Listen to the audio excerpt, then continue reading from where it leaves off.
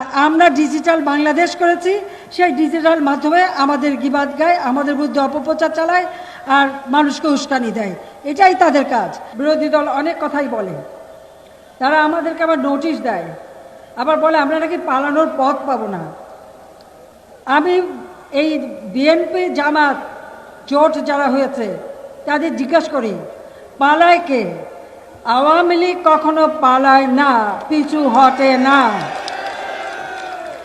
এমনকি আমি ওই জিয়াউর রহমান তো আমার বাধা দিয়েছিল দেশে আসতে দেবে না, আমি বাধা অতিক্রম করেই দেশে ফিরেছিলাম। আবার 2007 সালে যখন তত্ত্বাবধায়ক সরকার আসে, তখনও আমি বিদেশে গিয়েছিলাম। আমার ছেলের বউ অসুস্থ ছিল, তার বাচ্চা হয়েছিল, অপারেশন হয়েছিল, তাকে দেখতে।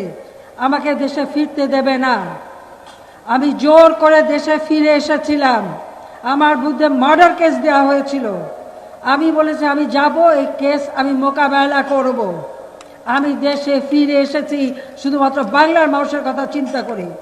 আজকে যারা বলে পালানোর সুযোগ পাবে না আওয়ামী লীগ, আমি স্পষ্ট বলতে চাই, আওয়ামী লীগ পালায় না, পালায় আপনাদের নেতারাই। কারণ বিএনপির নেতারা কে? বিএনপি তারা নাকি দুর্নীতির বিরুদ্ধে লড়াই করবে। কাকে নিয়ে?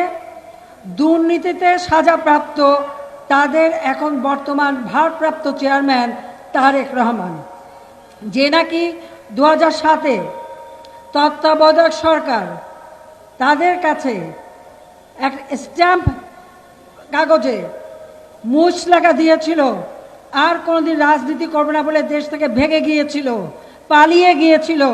সেই কথা কি আমাদের বিএনপি নেতাদের মনে নাই? দুর্নীতিতে সাজাপ্রাপ্ত খালেদা তারেক, এমনকি খালেদা জিয়া তারেক কোকোর মাধ্যমে যে টাকা পাচার করেছিল মানি লন্ডারিং করে, 40 কোটি টাকা আমরা বাংলাদেশে ফেরত নিয়ে এসেছি, তাদের পাচার করা টাকা। এর জবাব কি তারা দিতে পারবে? যে আওয়ামী লীগ কখনো পালায় না, আওয়ামী লীগ জনগণকে নিয়ে কাজ করে। এই সংগঠন জাতির পিতা বঙ্গবন্ধু শেখ মুজিবের হাতে গড়া সংগঠন। এই সংগঠন যখনই ক্ষমতা এসেছে, বাংলাদেশের মানুষের ভাগ্য পরিবর্তন হয়েছে।